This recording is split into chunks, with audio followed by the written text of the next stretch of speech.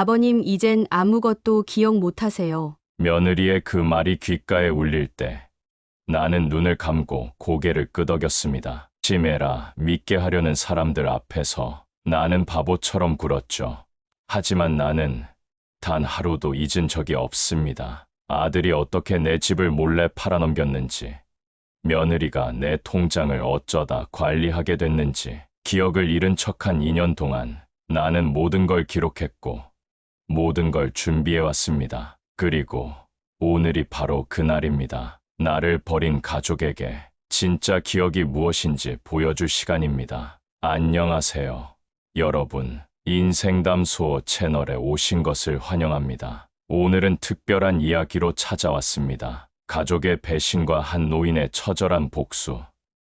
그 이면에 숨겨진 진실을 들려드리겠습니다. 이 이야기가 마음에 드신다면 구독과 좋아요 부탁드립니다. 처음엔 사소한 일이었습니다. 통장 잔고가 조금씩 줄어드는 것. 며느리는 아버님, 약값이랑 생활비로 썼어요 라고 말했죠. 그때만 해도 나는 순진하게 믿었습니다. 내 아들과 며느리가 나를 속일 리 없다고 생각했으니까요. 평생을 정직하게 살아온 내가 가족의 배신을 의심할 이유가 없었습니다. 오래된 정육점을 운영하며 이른이 넘도록 일했습니다. 한 푼, 두 푼 모아 작지만 소중한 두 채의 집을 마련했고 통장에는 노후를 위한 돈이 차곡차곡 쌓여 있었습니다. 아내가 먼저 떠난 후 아들네 가족과 함께 살기 시작했습니다. 손주들의 웃음소리가 외로움을 달래주었고 가족들과 함께하는 저녁 식사가 하루의 피로를 씻어주었습니다. 하지만 그날 우연히 들은 대화가 모든 것을 바꿔놓았습니다. 아버지 통장에서 또 빼야 할 것 같아. 우리 애들 학원비도 있고. 아들의 목소리였습니다. 괜찮아. 어차피 요즘 기억력이 많이 나빠지셨잖아. 물어보시지도 않을 거야. 며느리의 대답이 따라왔죠.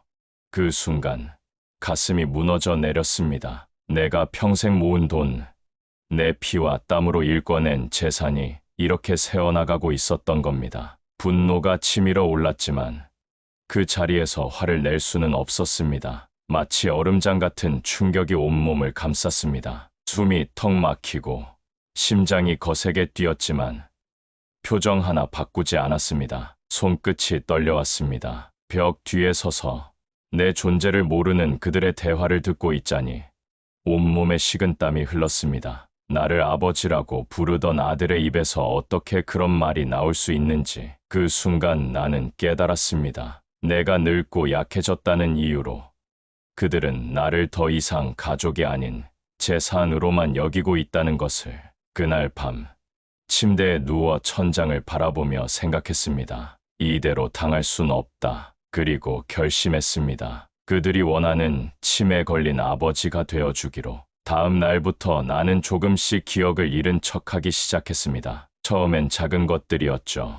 안경을 어디에 뒀는지 물어보고 아침에 먹은 약을 또 찾고 같은 질문을 반복하기도 했습니다. 연기는 생각보다 어렵지 않았습니다. 일부러 멍한 표정을 짓고 가끔 손을 떨게 하고 말을 더듬었습니다. 아버님, 그거 아까 물어보신 거예요. 며느리의 목소리에는 짜증이 묻어났지만 곧 달라졌습니다. 그녀의 눈빛에 뭔가가 번뜩였죠. 마치 새로운 가능성을 발견한 듯한 표정이었습니다. 그 표정을 보는 순간 등골이 오싹해졌습니다. 아마도 그녀는 내 기억 상실이 그들에게 얼마나 유리한지 깨달았을 겁니다. 점심 식사 시간, 며느리는 갑자기 다정해졌습니다. 아버님, 제가 좋아하시는 소고기 국 끓였어요. 많이 드세요. 그렇게 말하며 국을 떠서 내 앞에 놓았습니다. 그녀의 갑작스러운 친절함이 더 섬뜩하게 느껴졌습니다. 내가 무기력하고 혼란스러운 노인으로 변하자 그들은 더 편안해진 것 같았습니다. 아들과 며느리는 처음엔 걱정하는 듯 했습니다. 병원에 데려가고 검사도 받게 했죠. 의사는 초기 치매 증상일 수 있다고 했습니다. 그들의 얼굴에서 안도의 표정이 스쳐 지나가는 것을 놓치지 않았습니다. 내가 치매에 걸리면 그들은 더 자유롭게 내 재산을 가져갈 수 있으니까요. 병원에서 돌아오는 차 안에서 아들과 며느리는 내가 잠든 줄 알고 대화를 나눴습니다. 의사가 확실하게 치매라고 하진 않았네. 그래도 증상은 다 있잖아. 시간 문제야. 우리 서둘러야겠어. 이 대화를 들으며 나는 눈을 감은 채 있었습니다. 가슴은 찢어질 듯 아팠지만 내 계획을 위해서는 참아야 했습니다. 아버님, 이제 통장 관리는 제가 할게요. 혹시 잃어버리시면 큰일이니까요. 며느리가 달콤한 목소리로 말했습니다. 나는 멍한 표정으로 고개를 끄덕였습니다. 그리고 그날 밤 침대 밑 비밀 공간에 첫 번째 일기를 썼습니다. 오늘 내 연기가 시작되었다. 그들이 내 돈을 어떻게 쓰는지 지켜볼 것이다. 그 작은 공책은 내 유일한 동반자가 되었습니다. 밤마다 떨리는 손으로 그날의 일들, 들은 대화들, 그들의 행동을 꼼꼼히 기록했습니다. 내가 받은 상처와 배신감도 함께 적었습니다. 때로는 눈물이 글씨를 번지게 했지만 나는 멈추지 않았습니다. 시간이 지날수록 내 치매는 점점 심해졌습니다. 때로는 아들의 이름을 잊어버리기도 하고 집 안에서 길을 잃은 척하기도 했습니다. 벽에 기대어 멍하니 서 있거나 식사 도중 갑자기 멈춰 허공을 바라보기도 했습니다. 그들이 내 앞에서 수군거릴 때면 나는 마치 그 자리에 없는 것처럼 행동했습니다. 그들은 점점 더 대담해졌습니다. 내 통장에서 돈이 더 자주, 더 많이 빠져나갔습니다. 한 번은 내 연금이 들어오자마자 전액을 빼가는 것을 보았습니다. 내 옷과 신발은 점점 낡아갔지만 새 것으로 바꿔주지 않았습니다. 반면 며느리는 새 명품 가방을 들고 다녔고 아들은 새 차를 구입했습니다. 아버지, 이거 서명만 해주세요. 건강보험 관련 서류예요. 그가 내밀었던 것은 위임장이었습니다. 내 재산을 관리할 수 있는 권한을 넘기는 서류였죠. 나는 글씨를 잘 못 본다며 천천히 삐뚤빼뚤하게 서명했습니다. 하지만 그 전에 몰래 사진을 찍어 두었죠. 그들은 내 앞에서 서류를 작성할 때면 항상 내용을 숨기려 했습니다. 하지만 나는 이미 그들의 패턴을 파악하고 있었습니다. 밤에 몰래 서재에 들어가 복사본을 만들었고 때로는 스마트폰으로 사진을 찍었습니다. 요즘 아버님 상태가 더 안 좋아지신 것 같아. 밥도 잘 안 드시고. 며느리의 말에 손녀가 대답했습니다. 할아버지 자주 혼자 중얼거리시더라. 무서워. 나는 그런 대화를 들으며 속으로 웃었습니다. 그들이 나를 두려워하게 될 날이 곧 올 테니까요. 매일 밤 그들이 잠든 후에 나는 증거를 모았습니다. 작은 녹음기를 옷에 숨겨 대화를 녹음하고 서류를 복사하고 통장 내역을 확인했습니다. 스마트폰 사용법을 배워 몰래 사진도 찍었죠. 이 모든 것을 내 오랜 친구이자 변호사인 정 변호사에게 전달했습니다. 한 번은 거의 들킬 뻔했습니다. 밤중에 서재에서 서류를 확인하고 있을 때 갑자기 불이 켜졌습니다. 아들이 물을 마시러 내려온 것이었습니다. 아버지, 뭐 하세요 여기서? 순간적으로 멍한 표정을 지었습니다. 여기 내 방 아니냐? 혼란스러운 표정을 짓자 아들은 한숨을 쉬었습니다. 아버지, 이쪽은 서재예요. 아버님 방은 저쪽이에요. 제가 모셔다 드릴게요. 위기를 넘기고 나니 온몸에 식은땀이 흘렀습니다. 하지만 동시에 내 연기가 얼마나 완벽한지 확인할 수 있었습니다. 박 선생, 이 정도면 충분합니다. 그들이 당신의 재산을 불법적으로 유용한 명백한 증거가 있어요. 정 변호사의 말에 나는 고개를 저었습니다. 아직이야. 더 모아야 해. 그들이 나를 어떻게 대하는지 모든 것을 밝혀야 해. 1년이 지났습니다. 내 치매는 더욱 심해졌고 그들의 태도는 점점 더 냉정해졌습니다. 이제 그들은 내 앞에서도 거리낌 없이 내 재산을 어떻게 쓸지 이야기했습니다. 아버지 집 팔면 우리 애들 유학 보낼 수 있을 것 같아. 그래, 어차피 요양원 가실 텐데 집이 뭐가 필요해? 그들의 대화를 들으며 가슴이 찢어지는 듯했습니다. 내가 그토록 사랑했던 아들, 그리고 딸처럼 여겼던 며느리, 그들에게 나는 이제 짐이자 재산을 물려줄 도구에 불과했습니다. 어느 비 오는 날, 아들이 나를 병원에 데려갔습니다. 그날 검사 결과 의사는 내 상태가 많이 나빠졌다고 했습니다. 물론 나는 일부러 검사 중에 더 혼란스러운 행동을 했습니다. 사람들을 헷갈려하고 간단한 질문에도 대답을 못하는 척했죠. 박 선생님, 정신 상태가 많이 악화되셨네요. 요양시설을 알아보시는 게 좋겠습니다. 의사의 말에 아들은 안도의 한숨을 내쉬었습니다. 나는 그의 얼굴에서 기쁨의 빛을 보았습니다. 자신의 아버지가 더 빨리 악화되기를 바라는 아들. 그 순간 내 마음속에는 복수의 불길이 더욱 강하게 타올랐습니다. 병원에서 돌아오는 길, 아들은 전화를 걸었습니다. 여보, 좋은 소식이야. 의사가 아버지 상태가 많이 나빠지셨대. 이제 요양원에 모실 수 있을 것 같아. 그 말을 들으며 나는 마치 유령이 된 기분이었습니다. 내 존재가 그들에게 얼마나 하찮은지, 얼마나 방해가 되는지 깨달았습니다. 창밖으로 보이는 앙상한 나뭇가지가 바람에 흔들리는 모습은 마치 내 처지와 같았습니다. 외롭고 버려진 느낌. 하지만 내 마음속에는 불꽃이 타오르고 있었습니다. 복수의 불꽃이. 그날 밤 나는 일기장에 이렇게 적었습니다. 그들은 내가 빨리 사라지기를 바란다. 하지만 나는 그들이 상상도 못한 방식으로 돌아올 것이다. 내 인생의 마지막 순간까지 나는 정의를 위해 싸울 것이다. 어느 날 아들이 요양원 팸플릿을 가져왔습니다. 아버지, 여기 좋은 곳이 있어요. 전문가들이 잘 돌봐드릴 거예요. 나는 공허한 눈빛으로 팸플릿을 바라보았습니다. 내 집에서 쫓겨나 낯선 곳에서 남은 생을 보내야 한다니.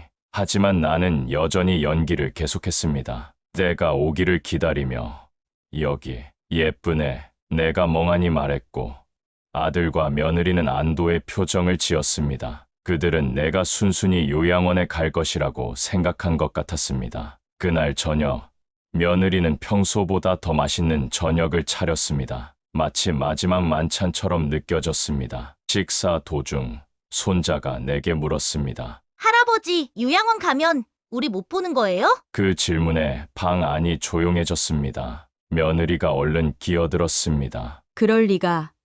우리가 자주 찾아뵐 거야. 하지만 나는 그들의 눈빛에서 거짓말을 읽을 수 있었습니다. 그들은 나를 요양원에 버리고 다시는 찾아오지 않을 작정이었습니다. 2년이 지났습니다. 내 집은 이미 팔렸고 통장은 거의 바닥났습니다. 아들과 며느리는 내일 나를 요양원에 데려다 줄 예정이었습니다. 오늘이 바로 그날. 내가 준비해온 모든 것을 드러낼 날이었습니다. 집은 이미 텅 비어 있었습니다. 내 물건들은 대부분 버려졌고 작은 가방에 필요한 것들만 담겨 있었습니다. 꼭 감옥에 가는 느낌이었습니다. 아침. 나는 평소와 다름없이 멍한 표정으로 아침을 먹었습니다. 그리고 조용히 정 변호사에게 문자를 보냈습니다. 오늘입니다. 마지막으로 집을 둘러보았습니다. 내가 아내와 함께 지내던 곳, 아들을 키우며 행복했던 시간들이 담긴 공간. 이제는 그 모든 기억이 사라지고 배신만 남았습니다. 점심 무렵 초인종이 울렸습니다. 정 변호사와 함께 경찰, 그리고 지역 노인보호센터 직원들이 들어왔습니다. 무슨 일이세요? 아들이 당황한 표정으로 물었습니다. 박지성 씨, 아버님의 재산을 불법적으로 유용한 혐의로 조사하러 왔습니다. 경찰의 말에 아들과 며느리의 얼굴이 창백해졌습니다. 마치 유령을 본 것처럼 그들은 얼어붙었습니다. 무슨 소리예요? 아버지는 치매가 있으시고 저희가 합법적으로 재산을 관리하고 있어요. 며느리가 황급히 말했습니다. 그녀의 목소리는 떨리고 있었습니다. 아들은 나를 쳐다보며 도움을 요청하는 눈빛을 보냈습니다. 아버지, 이 사람들이 무슨 말을 하는지 아버지가 설명해 주세요. 바로 그때였습니다. 내가 천천히 자리에서 일어났습니다. 그리고 또렷한 목소리로 말했습니다. 나는 치매가 아니다. 방 안이 순간 조용해졌습니다. 모두의 시선이 나에게 향했습니다. 아들과 며느리의 얼굴에는 공포와 혼란이 가득했습니다. 아들의 목소리가 떨렸습니다. 그의 눈에는 믿을 수 없다는 표정이 역력했습니다. 나는 단 한 번도 기억을 잃은 적이 없다. 너희가 내 등 뒤에서 한 모든 일을 지켜봤다. 내 목소리는 차분했지만 그 안에 담긴 분노와 슬픔은 방 안을 가득 채웠습니다. 2년 동안 참아온 감정이 한꺼번에 쏟아져 나왔습니다. 내가 왜 이런 연기를 했는지 알아. 너희가 나를 어떻게 생각하는지 알고 싶었어. 내가 사랑하는 아들, 그리고 그의 가족이 나를 어떻게 대하는지 보고 싶었어. 말을 이어가는 동안 아들의 얼굴은 점점 더 창백해졌습니다. 며느리는 이미 울기 시작했습니다. 정 변호사가 서류 같은 가방을 열었습니다. 그 안에는 2년 동안 내가 모은 모든 증거가 있었습니다. 녹음 파일, 사진, 통장 내역, 불법적으로 작성된 서류들. 아들과 며느리의 얼굴이 점점 더 창백해졌습니다. 이건 오해예요. 아버지를 위해서 한 일이었어요. 아들이 더듬거리며 말했습니다. 그의 목소리는 공포로 가득 차 있었습니다. 날 위해서 내 집을 팔고 내 돈을 빼앗고 나를 요양원에 버리려 한 게 나를 위해서였다고? 내 목소리가 처음으로 떨렸습니다. 2년 동안 참아온 감정이 폭발하기 직전이었습니다. 너희가 내 통장에서 매달 얼마를 빼갔는지 알아? 내 집을 담보로 얼마의 대출을 받았는지, 또 다른 내 집을 어떻게 몰래 팔아넘겼는지 모두 증거로 남겨뒀다. 아들이 무릎을 꿇었습니다. 아버지, 우리가 잘못했어요. 용서해 주세요. 며느리도 울면서 사과했습니다. 아버님, 정말 죄송합니다. 다시는 이런 일이 없을 거예요. 하지만 이미 늦었습니다. 내 마음은 돌처럼 굳어 있었습니다. 용서. 내가 너희를 얼마나 사랑했는지 알아? 내 전 재산을 물려주려고 했어. 하지만 너희는 기다릴 수 없었지.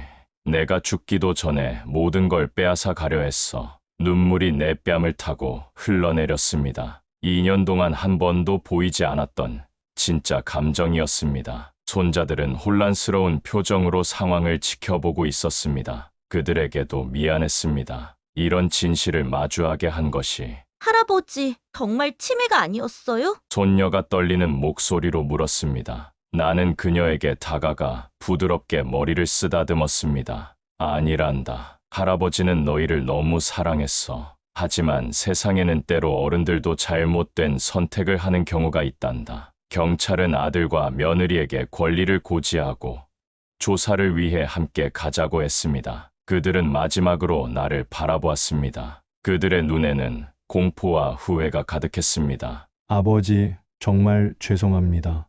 제발, 아들의 마지막 말이었습니다. 나는 대답하지 않았습니다. 그저 바라볼 뿐이었습니다. 내 마음 한구석에서는 여전히 그를 사랑했지만 더 이상 예전처럼 신뢰할 수는 없었습니다. 그들이 떠난 후 집은 조용해졌습니다. 손자들은 친척 집으로 보내졌고 나는 혼자 남았습니다. 정 변호사가 내 어깨에 손을 얹었습니다. 이제 어떻게 하실 건가요? 나는 깊은 숨을 내쉬었습니다. 이 모든 것이 끝났다는 실감이 나지 않았습니다. 2년 동안의 연기, 그리고 오늘의 폭로, 모든 것이 꿈처럼 느껴졌습니다. 내 인생을 다시 시작할 거야. 나는 아직 살아있으니까. 새로운 시작. 법적 절차는 빠르게 진행되었습니다. 아들과 며느리는 사기와 횡령 혐의로 기소되었고 내 재산 중 일부를 되찾을 수 있었습니다. 집은 이미 팔렸지만 그 돈으로 작은 아파트를 마련했습니다. 처음에는 적응하기 어려웠습니다. 혼자 사는 삶, 그리고 가족 없이 지내는 시간. 때로는 너무 외로워 밤에 눈물을 흘리기도 했습니다. 내가 정말 올바른 선택을 한 것인지 의심스러울 때도 있었습니다. 하지만 시간이 지나면서 새로운 인연들을 만났습니다. 복지센터에서 만난 친구들, 같은 경험을 한 노인들과의 모임, 그들과 함께하며 나는 조금씩 치유되어 갔습니다. 박 선생님, 정말 용기 있는 결정이었어요. 많은 노인분들이 가족의 경제적 학대에 침묵하시거든요. 복지센터 상담사의 말에 나는 약하게 웃었습니다. 용기가 아니라 살기 위한 선택이었습니다. 내 존엄성을 지키기 위해서요. 내 이야기는 점차 알려지기 시작했고 비슷한 상황에 처한 노인들에게 희망이 되었습니다. 나는 노인 권익 보호를 위한 모임에 참여하게 되었고 내 경험을 나누기 시작했습니다. 1년 후 아들이 교도소에서 편지를 보냈습니다. 진심 어린 사과와 용서를 구하는 내용이었습니다. 아버지, 제가 얼마나 큰 잘못을 저질렀는지 이제야 깨닫습니다. 아버지의 사랑과 신뢰를 배신한 제 자신이 너무 부끄럽습니다. 용서받을 자격이 없다는 것을 알지만 그래도 용서를 구합니다. 나는 오랫동안 그 편지를 바라보았습니다. 내 마음속에는 여전히 분노와 상처가 있었지만 동시에 그는 내 아들이었습니다. 천천히 답장을 썼습니다. 용서하는 데는 시간이 필요하다. 하지만 너는 여전히 내 아들이다. 내가 진정으로 변화하고 반성한다면 언젠가는 우리가 다시 만날 수 있을지도 모른다. 완전한 용서까지는 아직 멀었지만 이것이 치유의 첫걸음이었습니다. 나는 내 아들이 진정으로 변화하기를 바랐습니다. 그리고 언젠가는 우리 가족이 다시 하나가 될 수 있기를 희망했습니다. 내 이야기는 슬프지만 여기에는 중요한 교훈이 있습니다. 노인을 대하는 방식, 가족 간의 신뢰, 그리고 재산 문제가 어떻게 가족을 파괴할 수 있는지에 대한 경고입니다. 나이가 들었다고 해서, 기억력이 약해졌다고 해서 인간의 존엄성이 사라지는 것은 아닙니다. 모든 사람은 존중받을 권리가 있습니다. 특히 가족에게서요. 그리고 재산이 가족 관계를 해치지 않도록 주의해야 합니다. 돈 때문에 무너진 가족은 너무나 많습니다. 정직과 신뢰가 모든 관계의 기본이 되어야 합니다. 하지만 동시에 이것은 희망의 이야기이기도 합니다. 아무리 어두운 상황에서도 진실은 결국 밝혀진다는 것. 그리고 인생은 언제든 새롭게 시작할 수 있다는 것을 보여줍니다. 실패한 가족에게서 새로운 가족을 찾을 수 있다는 걸 배웠습니다. 혈연이 아닌 서로를 존중하고 사랑하는 마음으로 맺어진 인연들 말이죠. 내가 강연에서 자주 하는 말입니다. 그리고 그것은 정말 사실입니다. 나는 복지센터에서 만난 친구들, 이웃들과 새로운 가족을 만들어가고 있습니다. 우리는 함께 식사하고 여행하고 서로의 아픔을 나눕니다. 오늘날 나는 노인 권익 보호를 위한 강연을 다니고 있습니다. 내 경험이 다른 이들에게 경각심을 주고 비슷한 상황에 처한 노인들에게 용기를 줄 수 있기를 바랍니다. 여러분, 자신의 권리를 지키세요. 가족이라고 해서 부당한 대우를 받아야 하는 것은 아닙니다. 용기를 내어 목소리를 높이세요. 강연장에서 만나는 많은 노인분들이 내게 고마워합니다. 그들 중 일부는 내 이야기를 듣고 자신의 상황을 직면하기로 결심했다고 말씀하십니다. 그것이 내게는 가장 큰 보람입니다. 기억하세요. 나이가 들었다고 해서 무력하지 않습니다. 우리 모두는 끝까지 자신의 삶을 지킬 권리가 있습니다. 그리고 진정한 가족은 나이와 재산을 넘어 서로를 존중하고 사랑하는 사람들입니다. 여러분, 오늘 인생담소에서 준비한 이야기는 여기까지입니다. 이 이야기가 여러분께 어떤 생각을 하게 했는지 궁금합니다. 혹시 비슷한 경험이 있으시거나 하고 싶은 말씀이 있으시다면 댓글로 남겨주세요. 우리는 살면서 많은 배신과 상처를 경험합니다. 하지만 그것이 우리를 더 강하게 만들기도 합니다. 중요한 것은 포기하지 않는 것, 그리고 자신의 가치를 잊지 않는 것입니다. 다음 이야기도 기대해 주시고 구독과 좋아요 부탁드립니다. 여러분의 응원이 더 좋은 콘텐츠를 만드는 원동력이 됩니다. 인생은 담소처럼 때로는 쓰고 때로는 달콤합니다. 하지만 그 모든 순간이 우리를 더 강하게 만들어줍니다. 여러분의 하루하루가 의미 있게 채워지길 바랍니다.